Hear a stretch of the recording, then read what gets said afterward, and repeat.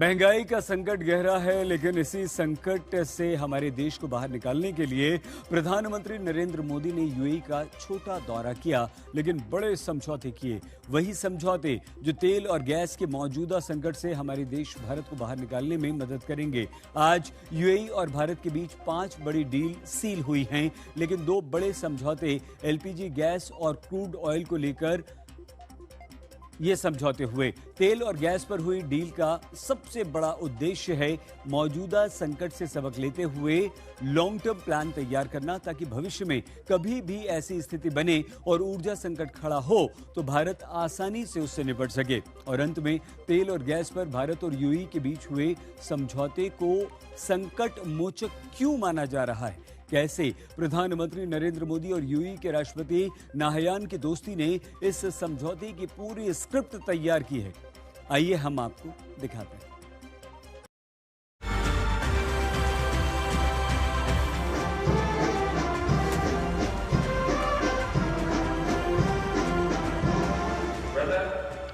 मैं आपका हृदय से बहुत बहुत आभार व्यक्त करता हूं और जैसा आपने कहा, मैं अपने दूसरे घर आया हूं। ये शब्द, ये भाव मेरे जीवन की बहुत बड़ी पूंजी है। आज हम जिस प्रकार से आपकी वायुसेना के जहाजों में एस्कॉर्ट किया, ये भारत के लोगों का सम्मान है। यूएई के F-16 लड़ाकू विमानों ने प्रधानमंत्री मोदी के प्लेन को एस्कॉर्ट किया। यूएई पहुंचने पर पीएम मोदी का गार्ड ऑफ ऑनर से स्वागत किया गया। भारत और यूएई के अफसरों ने पीएम मोदी और यूएई के राष्ट्रपति अल नाहयान की मौजूदगी में 5 समझौतों पर मोहर लगाई।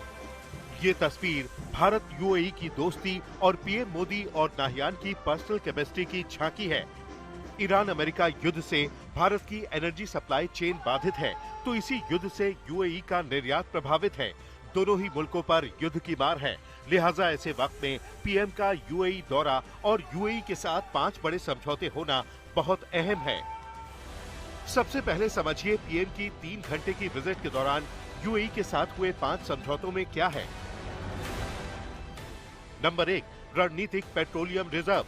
क्षेत्रीय तनाव या फिर कच्चे तेल की कीमतों के उतार चढ़ाव के संकट से निपटने के लिए भारत ने यूएई के साथ बड़ा समझौता किया है। भारत के रणनीतिक तेल भंडार को बढ़ाने में यूएई मदद करेगा। यदि तेल की सप्लाई चेन बाधित हुई तो संकट से निपटने के लिए भारत के पास पर्याप्त तेल होगा। नंबर 2, एलपीजी सप्लाई समझौता। मौजूदा गैस संकट दोबारा न हो, लिहाजा लॉन्ग टर्म प्लान के तहत भारत और यूएई के बीच एलपीजी की सप्लाई को लेकर समझौता हुआ है। भारत की जरूरत के हिसाब से यूएई एलपीजी सप्लाई करेगा। नंबर 3, रणनीतिक रक्षा साझेदारी। दोनों देशों के बीच रक्षा सहयोग को मजबूत करने के लिए समझौता हुआ है, जिसमें सैन्य अभ्यास के साथ साथ मॉडर्न डिफेंस टेक्नोलॉजी का जॉइंट डेवलपमेंट शामिल है।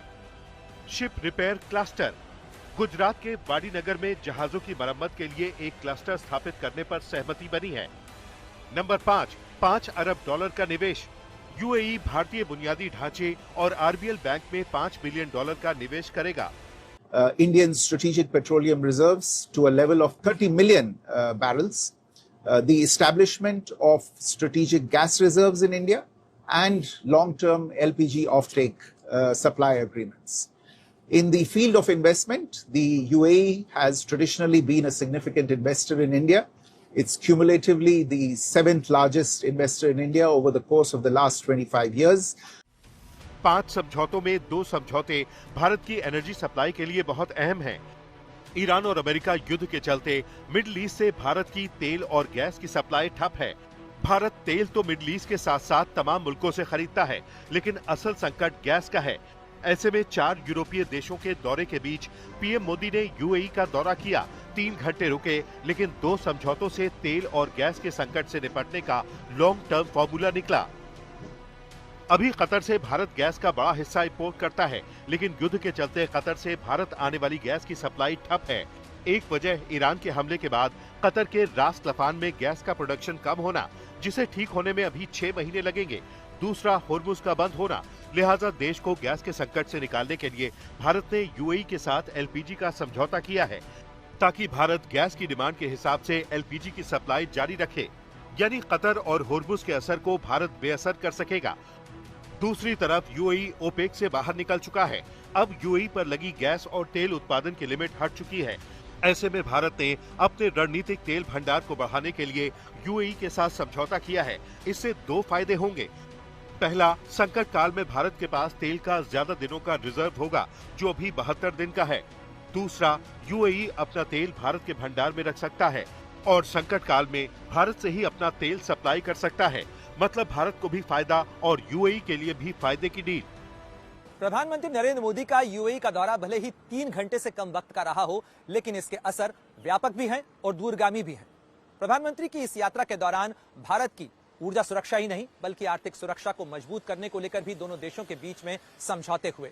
एक महत्वपूर्ण समझौता था भारत के रणनीतिक तेल भंडार को मजबूत करने के लिए यूएई के सहयोग का, क्योंकि यूएई भारत का चौथा सबसे बड़ा तेल का निर्यातक है।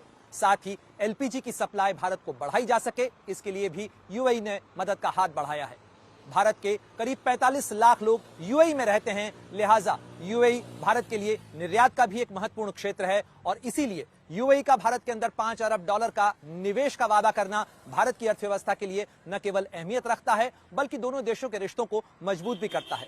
इस रिश्ते को और मजबूती देने के लिए भारत और यूएई ने रणनीतिक रक्षा साझेदारी को और मजबूत करने का भी फैसला किया है।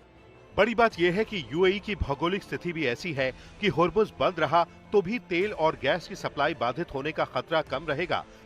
दूसरी तरफ भारत और यूएई के बीच 2022 में हुए समझौते के बाद दोनों मुल्कों का कारोबार लगातार बढ़ रहा है। यूएई भारत का भरोसेमंद साझेदार है। वो भारत की जरूरत के हिसाब से तेल और गैस भी देगा और भारत में निवेश भी करेगा। अगर यूएई के साथ भारत ने तेल और गैस पर बड़ी डील की तो नॉर्डिक देशों की यात्रा के पीछे पीएम मोदी का मकसद है क्लीन एनर्जी, ग्रीन एनर्जी के साथ साथ भारत में विदेशी निवेश को बढ़ाना।